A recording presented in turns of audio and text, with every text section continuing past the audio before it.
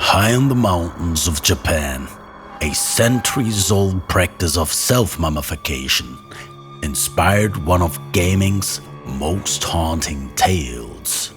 This is Sokushinbutsu, a journey of sacrifice, suffering, and transcendence that echoes throughout Sekiro Shadows Die Twice. Sekiro's story isn't just about combat. It's a tale of corruption, obsession, and the human desire to conquer death. The monks of Senpou Temple, once seekers of enlightenment, turned to dark experiments with centipedes, pregnant women, and children in their quest for eternal life. Their descent into darkness mirrors the real-life practice of Sokushinbutsu, where monks willingly mummify themselves alive in pursuit of enlightenment. But in Sekiro, this quest for immortality takes a sinister turn. In this video, we'll uncover how Sekiro draws from the ancient tradition of Sokushinbutsu, exploring the game's deep connection to history, philosophy, and the human desire to conquer death. From the haunting halls of Senpou Temple to the eerie beauty of the divine realm, Sekiro's world is steeped in themes of sacrifice, suffering, and transcendence. So grab your Kusabimaru and let's dive into the shadows of Sekiro and the real-world inspiration behind its unforgettable tale. Sokushinbutsu, or Buddha in the flesh, was a rare and extreme form of asceticism practiced by Buddhist monks in Japan. But this wasn't just a ritual, it was a grueling, decade-long journey of self-sacrifice, all in pursuit of enlightenment and eternal life. The process began with a strict 1,000-day diet of nuts, seeds, and tree bark designed to strip the body of fat and moisture. This phase, known as Mukushikigyo, was meant to purify the body and prepare it for the next stage of the ritual. Next came another 1,000 days of consuming only toxic tea made from the sap of the urushi tree. The sap, normally used in traditional Japanese lacquerware, is highly poisonous. The monks drank it to further dehydrate their bodies and kill off bacteria, ensuring the remains would mummify naturally after death. Finally, the monk would enter a small stone tomb, assume the lotus position and meditate until death. A small air tube and a bell were provided, allowing the monk to signal their survival. When the bell stopped ringing, the tomb was sealed. If successful, their body would mummify naturally and they would be revered as a living Buddha, a symbol of eternal devotion. Only 24 such mummies have been discovered, most of them in the Yamagata prefecture of Japan. One of the most famous, Shinjokai Shujin, died in 1783. His body remains preserved at the Dainichibo Temple, a direct inspiration for Senpou Temple's mummified monks. This practice, though extreme, mirrors the themes of Sekiro: immortality, sacrifice, and the cost of defying the natural order. The monks of Senpou Temple, much like the Sokushinbutsu practitioners, sought eternal life. But their experiments took a darker turn, leading to corruption, infestation, and ruin. Senpou Temple was once a place of pilgrimage, a sanctuary where monks sought enlightenment through austerity, but their obsession with immortality corrupted their faith. Instead of transcending the body, they turned it into a prison. They drank cursed waters, buried themselves alive, and infected their flesh with parasites, all to cheat death. In Buddhism, centipedes symbolize attachment. the clinging to life that traps souls in cycles of suffering. Here, they're literal demons. These parasites burrow into the monks' spines, puppeteering their corpses long after death. The more they resist dying, the more the centipedes consume them.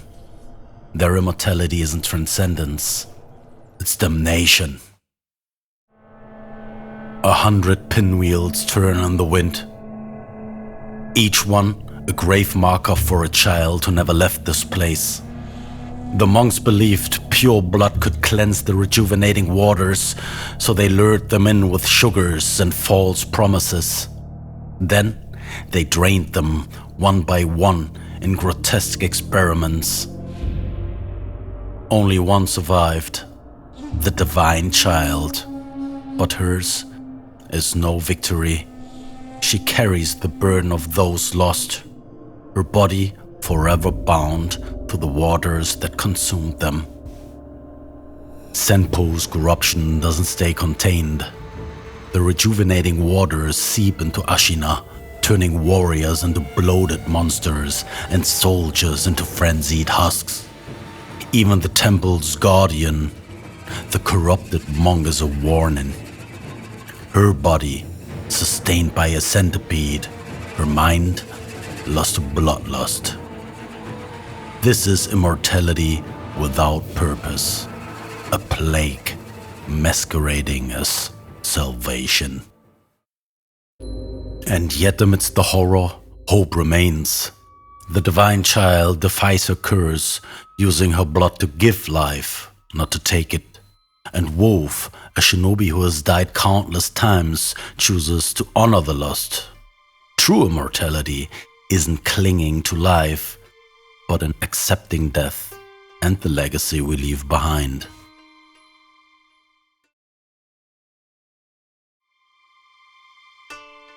In a hidden cave in the Sunken Valley, far from the corruption of Senpou Temple, lies a lone monk, surrounded by shrines, accompanied by a Jesus statue and a dragon's blood droplet. He's been here for some time. His final act in this world was of Sokushinbutsu. Few players ever find this place. Hidden behind the corpse of a slain serpent lies the tomb of Senpou Temple's greatest failure. And its only hope. In-game scrolls like Holy Chapter, Dragon's Return reveal he was once their leader. He sought to undo their sins by returning the dragon's heritage to the west, a ritual called Dragon's Homecoming. Once, this monk ruled Senpou Temple. He pioneered their immortality research until a revelation struck. The centipedes, the dragon's blood, 'twas all a prison. To free his disciples, he plotted to return the dragon to the west, but his followers, addicted to eternal life, branded him a traitor. So he fled, through gunfire, past serpents into exile, to mummify himself not for immortality, but to die free. Isshin Ashina, the Tengu of the mountains, hunted down corrupted monks who strayed from Senpou. Tengu are mythic guardians who punish arrogant clergy, a role reflected in Isshin's divine abduction tool, which references their power to kidnap sinners.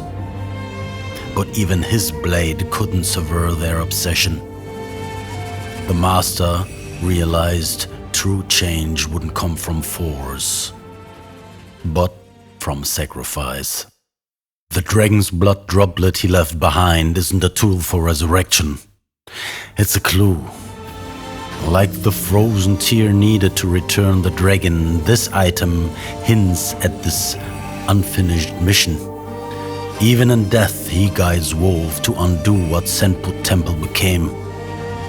His mummification wasn't a surrender, it was a silent protest.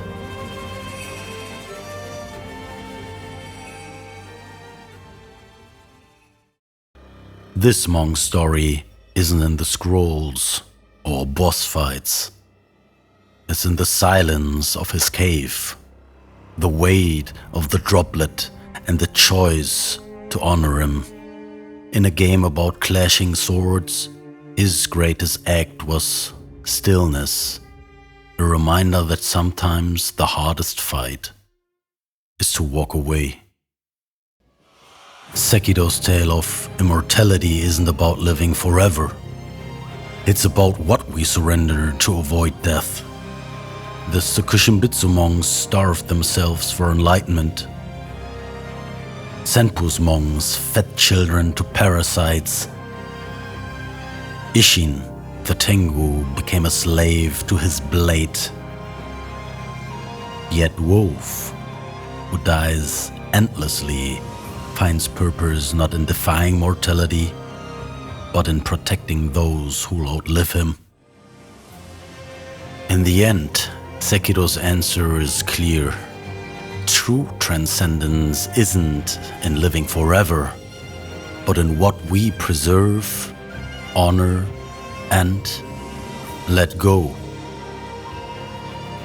From the self-mummified monks of Yamagata to Wolf's final choice, the message echoes: immortality isn't a gift, it's a test.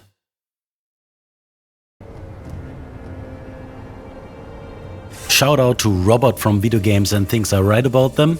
His analysis of Sokushinbutsu and Sekiro was a huge inspiration for this video. His blog is linked below, so check it out. And to you, the viewer, thanks for diving into this deep lore with me. If you enjoyed it, hit the like, subscribe and ring the bell. It really helps keep the channel alive. Trust me, there's plenty more.